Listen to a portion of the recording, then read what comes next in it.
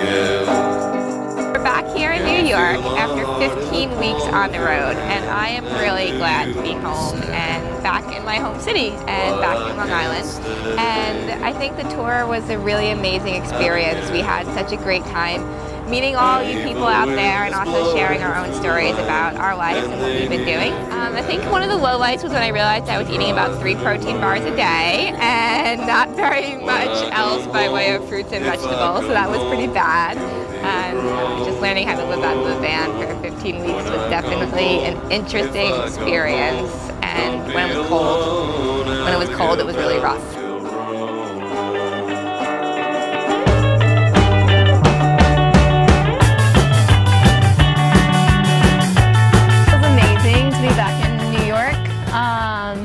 It was a long tour, a long trip.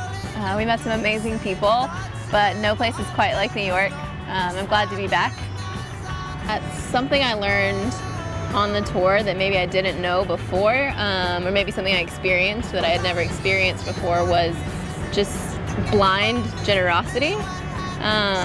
So many people that we stayed with didn't know us, they had no obligation to us, but they brought us into their homes, gave us dinner oftentimes, let us sleep in their beds on their couch, and that's something truly amazing. So I think even more than the places that we got to see, which were awesome, or the things that we did, I think the biggest adventure was really getting to know a little bit more about myself, seeing myself through the eyes of other people.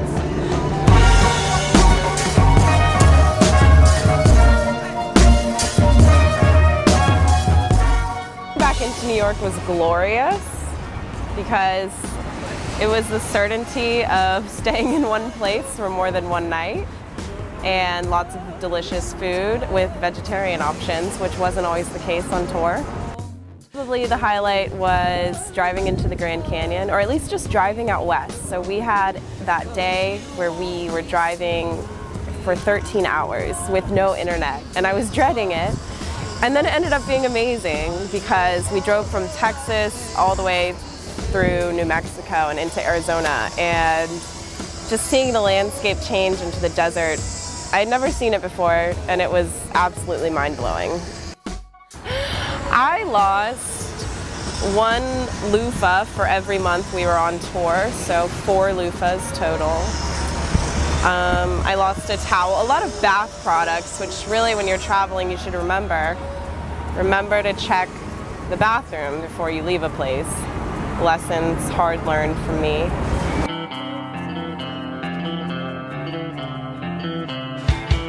Thinking back to 3.5 months ago when I jumped straight off the plane and hopped straight into a van with 3 complete strangers. And that first day, just thinking back when we're driving up to Syracuse University as our first location, and just remembering thinking, like, what have I got myself into? And I wasn't quite sure how things were gonna go over the next few months. But looking back on that now, I can really laugh at that, because I think the greatest thing to come out of the trip has just been able to have 3 amazing friends by the end of it. The biggest, most rewarding part about the trip was not just meeting those friends, but hearing what they have to say in their own little way and what they're doing in their own little way, in their own little part of the US, and that's making a huge difference around the globe and helping inspire others, and also just inspire us along the way to keep going. And no matter when it was, sort of, you know, not so nice weather out on the road, and you've been cramped living in a van for so many weeks, but those little bits of encouragement make it all worthwhile. And I would definitely do it again in a heartbeat. Tomorrow. I'll just go tomorrow.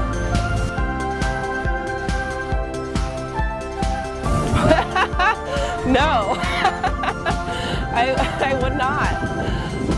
That's not to say it wasn't an amazing experience. I just think everyone, aside from celebrities who have like bankrolled awesome hotels, everyone should go on tour one time and one time only. It's something everyone should do if they can, and then never do again.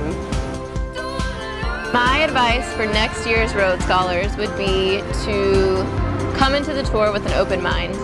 I think it's beneficial to not have any preconceived ideas of what you think the tour is going to be like, because it probably won't be like that, but it'll exceed your wildest dreams and be that much more amazing. You just have to be open to the adventure.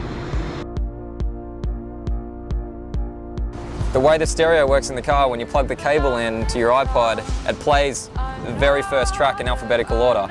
And I'm not sure of the name of the track, but it's a song by Vampire Weekend. And whenever Shannon put her iPod in, that came on. It was A-Punk. It was what? A-Punk. A-Punk. A-Punk by Vampire Weekend should not exist as a song, ever.